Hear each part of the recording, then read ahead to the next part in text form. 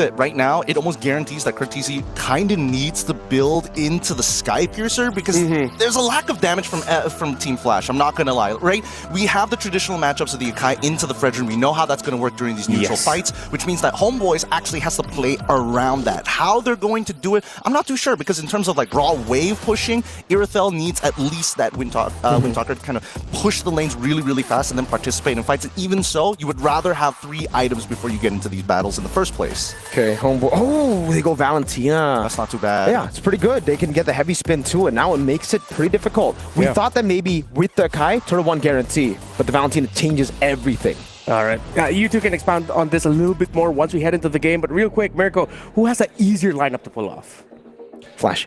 What about you, Gideon? I'm gonna say, yeah, Team Flash is a much easier lineup to pull. My main issue is that early game, right? That mid from Cortese and JPL is gonna be quite devastating. I want to see how Homeboys kind of neuters them, slows them down. All right, let's head into this Singapore versus Malaysia matchup. It's Flash against Homeboys. Thank you, Renmar. All right, Flash SG versus Homeboys from Malaysia. The Battle of the Causeway. Years in the making, a rematch that we've been waiting for a very long time. Luckily, nobody is up for eliminations. Mirko, it's going to be you and me as we start making our way into the land of Dawn. How you feeling about this? Because even for me, I'm looking at the lineups. I'm worried for both sides because a single mistake could snowball out of control here for the Mid-Season Cup 2025 here at the Esports World Cup. Hey, a lot of questions, and we get to answer those questions here. We get to Turtle. They can just walk away. Yeah, exactly. So there's no pressure for Flash to fight. They have ridiculous disengage with Mathilda. And yeah, as expected, purifies across the board. Also for Izanami. All right, we're finally getting into this. Oh, wait, hold on. Hades is walking up.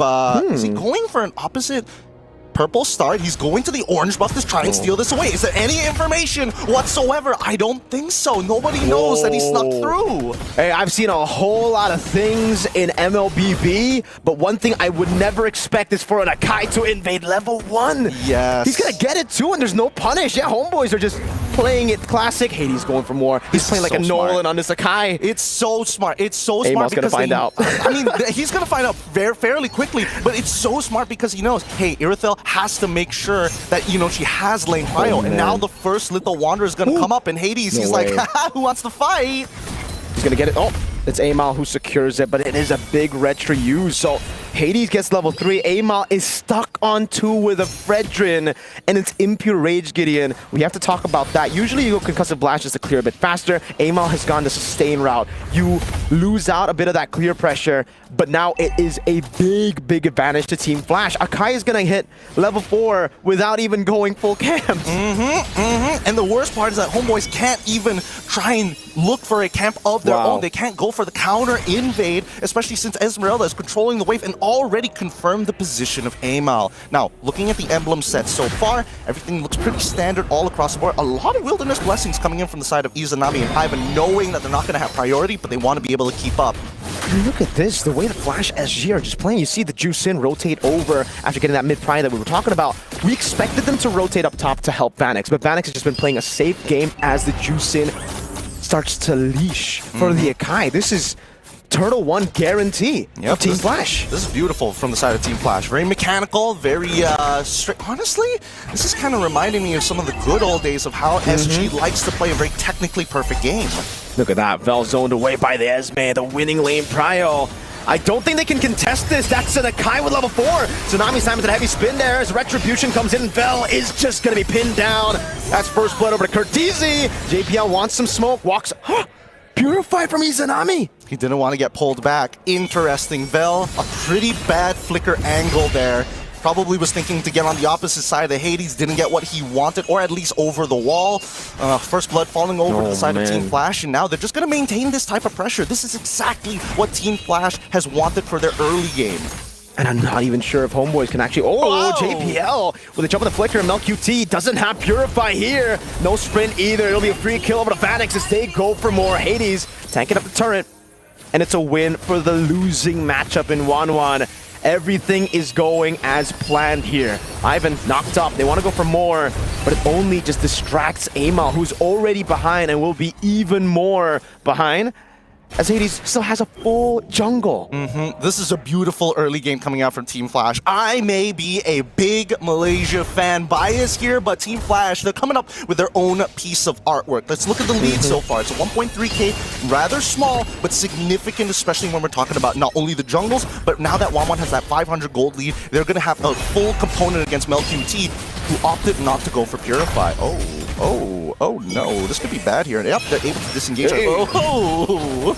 Unfortunate for Vel. Yeah, they get a green camp, but as you saw, they needed 4 members to take one away.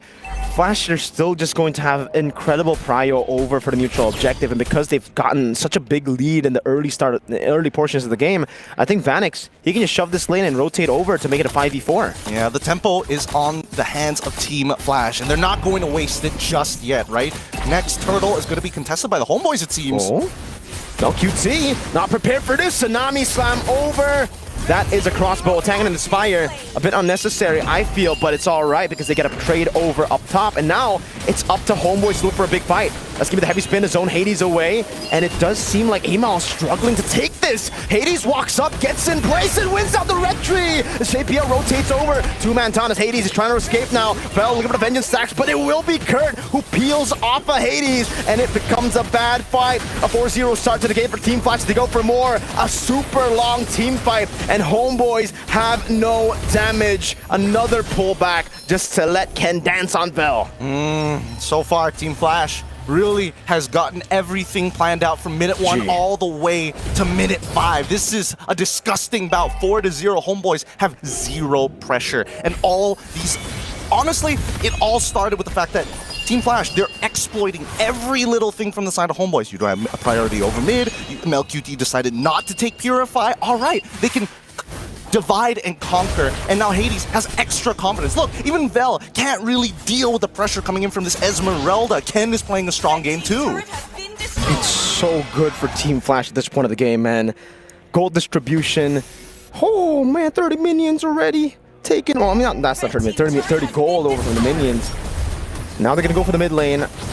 Ken rotating over. JPL, leave it back, able to get the knockup, but it's a double Beyblade battle. He's a Nami Khan following Starmoon Ken in the midst of it all, just dancing around. That's a big Appraiser's Wrath that lands, but Vanix gets taken out by the crossbow. Now another knockup from Curtizi.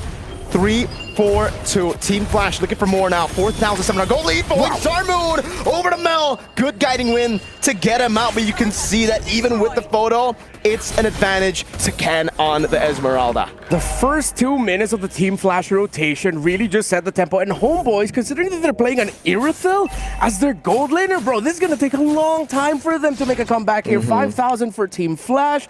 They're diving past the first turret, and the comeback angle here from Homeboys now will have to come from them capitalizing on a Team Flash mistake, because we are getting to the point where the chances of Homeboys finding a turnaround increases. Team Flash took some hits and took a few losses there. Live view. There's a bit of a battle. So there is slam over. Amal walking way too aggressive right before Turtle. Yeah, not like that. You're not going to be able to find your turnaround in the mid-game 6 to 8 minute mark like that. So Homeboys are going to have to hunker down and accept the fact that it is going to take a long time for them to fight back against Team Flash. They can just continue this aggression, control the river, control the jungle, and most importantly, get the third and final turtle of the game. All turtles go to Team Flash. It's one thing being behind in the jungle on a Fredrin, but against an Akai, it's a rare sight, man. It really is unusual. JPL will get caught. They finally get something here of a trade when it comes to the turtle fights, but it's a roamer too. I think Team Flash are all right with that. They get a big resource out already with the Valentina taking a heavy spin. Hades steals the orange buff again. Oh, Homeboys. I don't know. I don't think the catch on JPL is worth a turtle and an orange steal. At this point, it's really difficult for Homeboys to actually push back into it, right? The lead is very, very clear. The timers are running out. And worse yet, Team Flash has almost hit that checkmate angle, right? 6.4k so far. And look at them. Homeboys are forced to stay together, forced to fight for every little objective, every little buff. So what we've been already talking about, the fact that Homeboys will already struggle to get back into the game through laning. Now, because they're sticking together, they're going to get less and less gold. It's going to be dispersed amount. Oh my lord, that's almost a 3,000 gold lead between the gold laners. And it's supposed to be the counter matchup. JPL with the conceal. Able to play, able to go for a Tsunami Slam. Vanish with the lockdown as well. That should be a free crossbow. Tang into the backline too. Ivan melting down. Has the Purify, but you cannot purify damage. Amal, massive Appraiser's Wrath, but he's a bit too behind to deal any damage. Holy shield. I mean, Team Flash right now is playing a strong fundamental game. Exploit the weaknesses, maintain that tempo, and utilize your lead against your opponent because you're not only so far ahead, but because your alt-timers are just so much better. Homeboys have to use everything defensively. Every single time they react, it's a winning scenario for Team Flash. Man, Mel walked up and JPL felt no threat. He was just like, all right, I got you, fam. I'll walk back as well. This is Team Flash's, I would say, maybe this could be the explanation to why they were super shaky in SG. It was Zace implementing his style of mlbb into the team, and it took a while. It's tough, right? This is very execution heavy. This is very macro-centric. Every little micro in a lane is taken into consideration. And if somebody misses a timing, it really starts to snowball out of control. And now that the homeboys, they've reacted a little too much to what Team Flash has offered on the table. Everything is up on the table for the side of Team Flash. Nothing can be really stolen away. Even when we're talking about big plays, there's a huge lack of damage from early to mid from the side of homeboys to even make it work. Now, Melkuti, 2 items. Doesn't even have the Berserker's Fury. Recently, Amal just finished the Radiant Armor, and that's the problem, right? Because the big lead is coming from Vanix. He's got everything. 4 items already. Holy! Yikes. Melfic Gun at 10 minutes on the 1-1 is a sight to behold. Frigid losing 4 levels against an Akai. You're talking about 2, me and Renmar. Now it's 4. That is just brutal. And this is something that I actually didn't expect. I was about to say that I'm glad Kurt didn't buy the Sky Piercer when you have a 1-1 on your team, but he did. So one of those will be neutralized by the other. I don't think you want... Actually, it could work well. If you get Crossbow Tang and then you execute while the Crossbow Tang's on him, then technically yes. But yeah, you're just gonna have to coordinate that. You not only do you have to coordinate that, I think it also gives incentive for Varix that if you have an option to go for the crossbow tang early, just let it rip, right? You still got Cartesia as your insurance policy, not to mention, again, with these timings, if the fight occurs prior to the Lord, before it spawns, and I mean, I don't think they can, wait, can they look to close out this game? They've got the 10K, they could look to try and muscle in against the homeboys. Let's see whether Hades finds an angle. Izanami walking up, the clear for homeboys. Not as good. A charge up top of the Lord, able to get a base turret now, but there's going to be a second wave coming down into the bottom lane. Flash rotating down as Ken tries to provide some space over from the Lord. Ivan doing a good job with just standing in the middle, giving some space over to the rest of the team to get the guiding win. It's a good defense despite everything. A 10,000 gold lead, Flash having so much more tempo. They've only kept their losses 1. Falling Star Moon charged up from Ken. Might be looking for a big engage, but it decides against it now as Vanix gets free hits over to the base turret in the mid lane, and it will be 3. Oh! Bell with the final slash into the back now, able to get away. Curtisi, Crimson Beacon, Hades pinning them down as that is a solo Izanami to just spin in the front. Go shoot, it's JPL over, Ken just dancing, and Flash lose Vanix for Izanami. I mean, it was a good play coming in from the homeboys, but at the end of it all, Team Flash are walking away with 3 inhibitor turrets at the 12th minute of the game, while homeboys cannot keep up. You can see that, yes, they are scaling. Izanami is doing a good amount of damage, but not enough to close out on a majority of the kills from the side of Team Flash. They can look for the chase if they want to, but I don't see Izanami there. I guess they're thinking, you know, Vanix is down. We gotta make the most out of the situation. Try to get something back, but it's so difficult when you have a front line like this. You can't ignore him, but you also don't want to target him. There's nothing they can really do about it. I have to admit that this is a losing scenario for the homeboys. Unless they can have 2 successful base defenses against Team Flash, then sure. But then we have to start considering, what does the siege look like? And it's so much better for the side of Team Flash. They can bait things out, and more importantly, you saw it with Ken, right? Falling Star Moon.